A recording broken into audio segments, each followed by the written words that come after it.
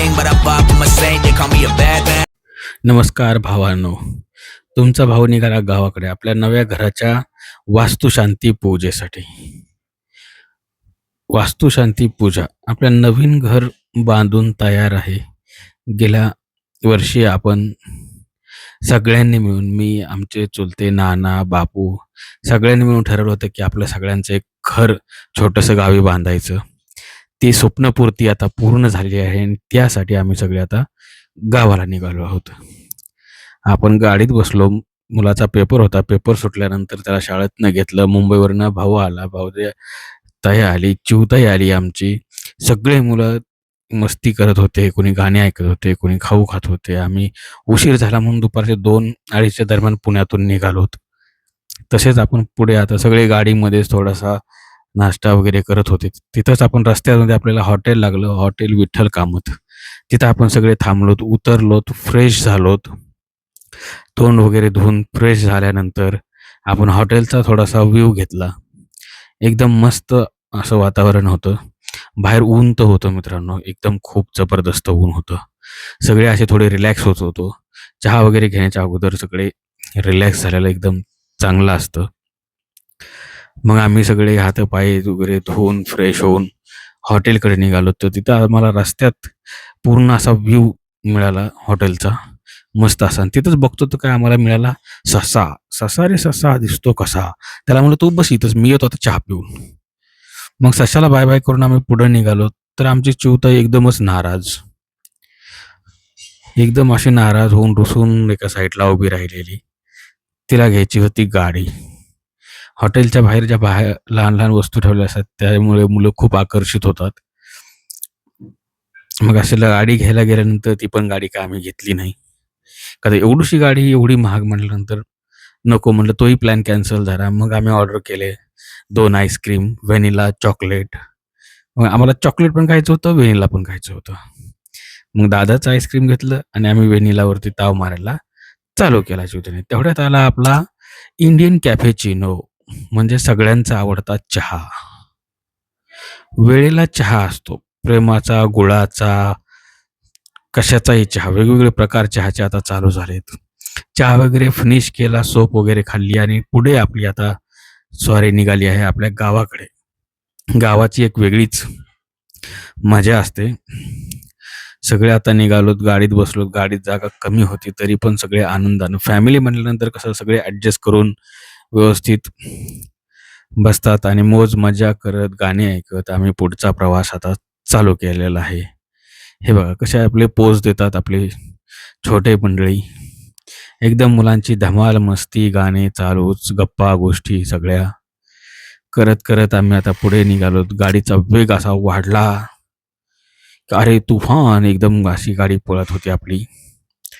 भाऊन पुढे भेटला आपल्याला टेम्पोला ओव्हरटेक करून आपण पुढे निघालो. पुढे आपली गाडी अशी पळत होती, त्याच्यात निघाली फॉर्च्युनरला पुढे जाऊ दिलं. म्हटलं तू जा बाबा, आम्हाला जायचं. धरण बघत रस्त्यात भेटलं एक धरण.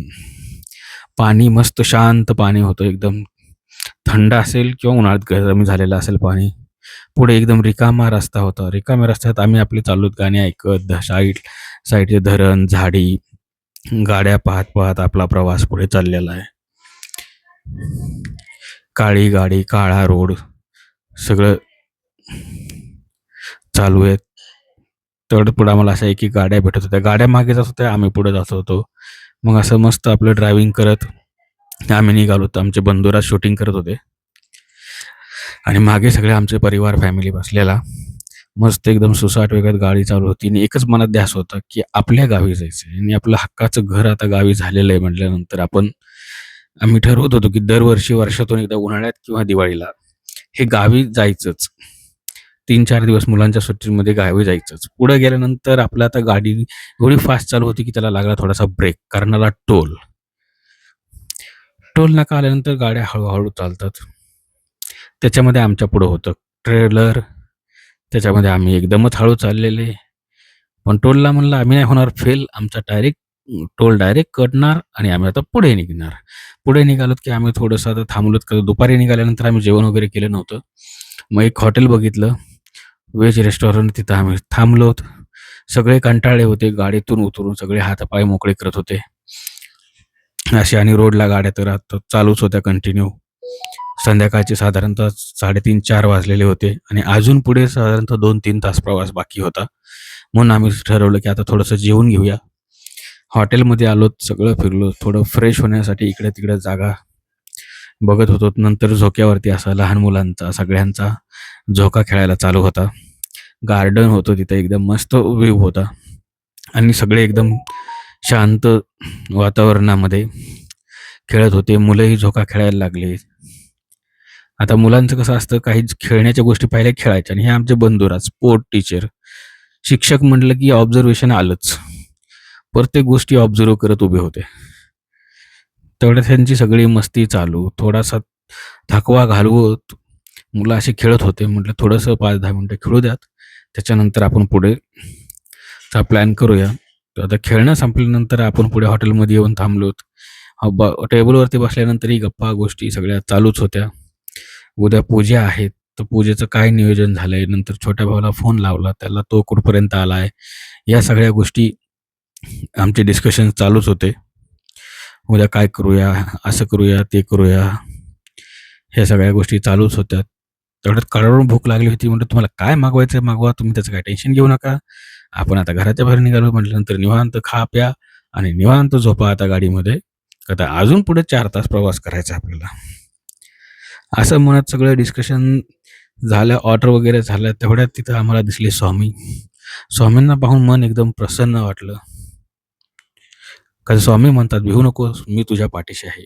त्यामुळे म्हटलं उशीर जरी झाला तरी काही हरकत नाही. तेवढ्यात आली आमची पनीरची भाजी, व्हेज मंचुरियन आणि रोटी. सगळ्यांना कडाडून भुका लागल्या होत्या. सगळ्यांनी जेवणावरती ताव मारला आणि आमची चिऊताई स्वतःच्या हातानेच खात होती. एवढं लहान मुलं हातानं खाताना पाहिलं स्वतःच्या, की एकदम कौतुक वाटतं आणि खूप भारी वाटतं. त्याच्यानंतर आम्ही सगळे आता जेवण वगैरे झालं. हॉटेलमध्ये थोडंसं थंड वगैरे घेतलं, कोल्ड घेतल्या. मुलांना म्हटलं थोडं थंड होऊया आता उन्हाळ्याच्या दिवसामध्ये आणि नंतर पुढे निघूया. पुढे निघालो तर आम्हाला अंधार पडला होता. अंधारामध्ये परत गाडीचा वेग चालू झाला आणि गावाकडची ओढ अशी होती, की ज्याच्यामध्ये ब्रेक घेण्याचंही आम्हाला भान राहत नव्हतं. पुढे गेल्यानंतर म्हटलं आता हॉटेल विठ्ठल परत लागलंय आपल्याला, तर इथं थोडासा चहा-पाणी करूया. आता रात्र झाली आहे, झोप लागेल कोणाला त्याच्यासाठी चहा गरजेचा असतो. प्रत्येक ठिकाणी चहा पीत अशीच आम्ही पुढं चालत होतो. तेवढ्यात आमच्या छोट्या सरकारांनी तिन्हीनी म्हटले, "आम्हाला आता काही चहा वगैरे नको. आम्ही आता डायरेक्ट जेवणच करणार आहे." रात्रीची वेळ झाली आणि आमचा जेवणाचा टाईम झाला आहे. मग आम्ही मस्त 2 चहा, 2 कॉफी वेटरला कन्फ्यूज करत अशा ऑर्डर दिल्या. आमची कॉफी आली, मुलांचं जेवण आलं. तिन्ही मुलांनी आमच्या पोटभर जेवून घेतलं आणि जेवणावरती ताव मारल्यानंतर आम्ही अशी कॉफी घेतली. कॉफी आणि चहाचा आस्वाद घेत, हे करत आता आम्ही इथं थोडंसं डिस्कशन करत, बोलत, गप्पा गोष्टी करतोय. तोपर्यंत मुलांचं जेवण होतंय. इथलं सगळं जेवण वगैरे आटपून पुढे बघितलं तर आपल्या हॉटेलच्या समोरच विठ्ठल होते. विठ्ठलाची मूर्ती पाहिली, मन एकदम प्रसन्न झालं. तिथनं पुढं आम्ही आता पटापट निघालो आपल्या गाडीकडे. कारण इथनं पुढं परत आपल्याला 2 तास प्रवास करायचा आहे. आता आपण आहोत येरमाळ्यामध्ये. येडादेवीच्या येरमाळा गावामध्ये आपण आहोत. इथनं पुढे 2 तासाचा प्रवास चालू झाला. आपण आता पोहोचलोत. गावाच्या जवळ-जवळ पोहोचत आलेलो आहोत आपण. तिथं शिवाजी महाराजांचा अश्वारूढ पुतळा होता. तसंच आम्ही रस्ता अंधाराच्या ह्याच्यामध्ये रस्ता काढत आम्ही केजमधून पुढे जात आता आपल्या गावाच्या जवळपास आपण पोहोचत आहोत. जसं आपण पोहोचतो तसं मन एकदम भरून येत होतं. कारण की खूप वर्षानंतरचं स्वप्न पूर्ण झालं होतं आणि आता आपण गावाच्या एकदम असे जवळ पोहोचलेलो आहोत. आणि मित्रांनो, आमच्या स्वप्नातलं जे घर आहे ते बनवून तयार आहे. घराच्या पुढं मंडप वगैरे टाकलेला होता आणि घरी सगळे आमचे जे नाना, बापू, आई, काकू, आंटी सगळे जागेच होते आमची वाट पाहत आणि रात्रीच्या जवळपास आम्हाला 12:30-1 वाजले. दरवेळेस आम्ही जे 6 तासात गावी पोहोचतो, ते ह्यावेळेस आम्हाला जवळपास 8 ते 9 तास लागले. मुलं वगैरे सोबत होते. थांबत-थांबत आम्ही आलोत आणि गाडी एकदम पॅक भरलेली होती. त्याच्यामुळे बॅगा वगैरे काढणं ह्याची गडबड सगळी चालू होती.